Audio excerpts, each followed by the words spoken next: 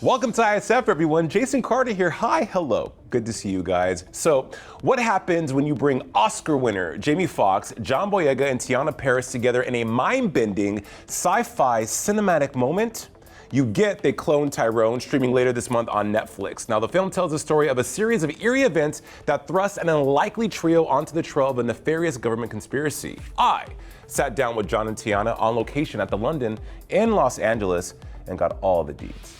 Hey, so Flo, Jason Carter here on location at the London in West Hollywood, here in Los Angeles, for a sit down with the cast of They Cloned Tyrone, coming soon to Netflix. Now, behind me is one of the whips used in the movie. We're talking to John Boyega, Teyonah Parris, and all of the cast. This movie is sci-fi, it's horror, it's black love, it's comedy, it's all the things. So let's get to it. Teyonah, John, can we take a moment to celebrate sci-fi and blackness in sci-fi? Hey. Magic. Hey! Magic. Black boy joy, black girl magic, right?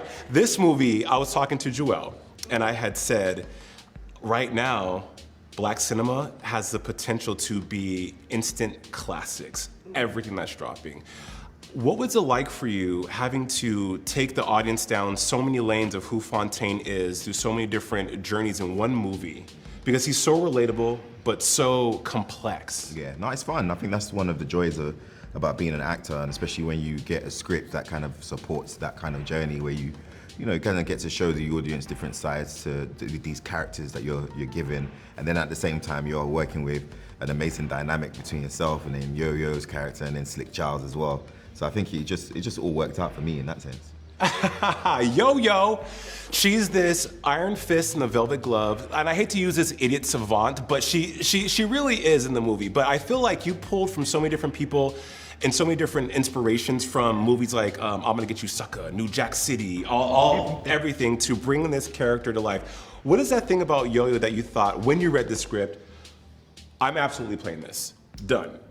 About Yo-Yo, honestly, it was the script in and of itself. Yo-Yo is dope, and I wanted to play her for sure.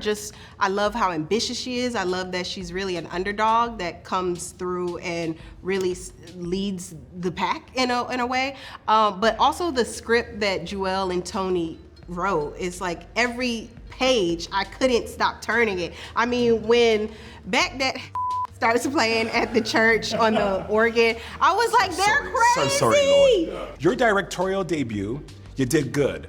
Oh, thank you. You did really good.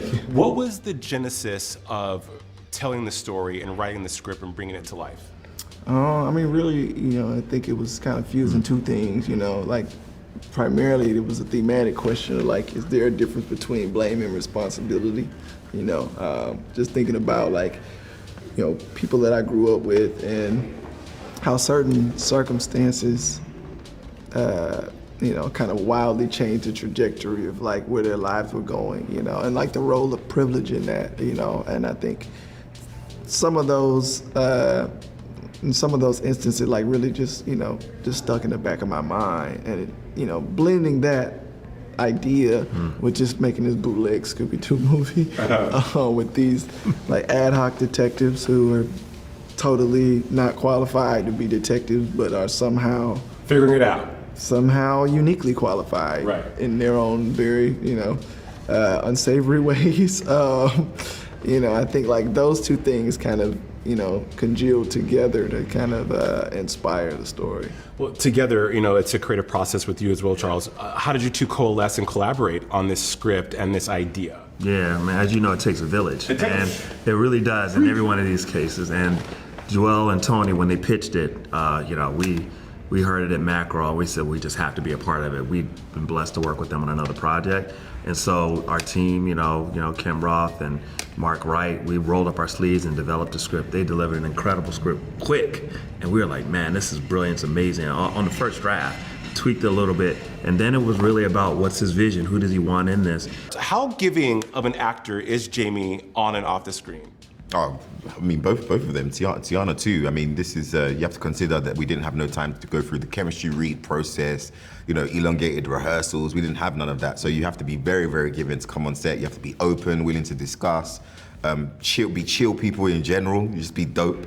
And I thought that they brought that. I had an amazing experience on this. This is one of the most, the highlight for me in my career in terms of my on-set experience. Yeah. It reminds me of doing a film for the first time. I just don't know what it was. I think also being in Atlanta, being with the crew too, there was just something amazing about the experience for me. And it's also, crazy enough, a singular experience or a very rare experience that you have a film about Black people also being told by Black people, with producers who are also of the culture, Black, and making it in a space that felt very comfortable, very safe to actually be free and explore these very difficult themes and not feel that.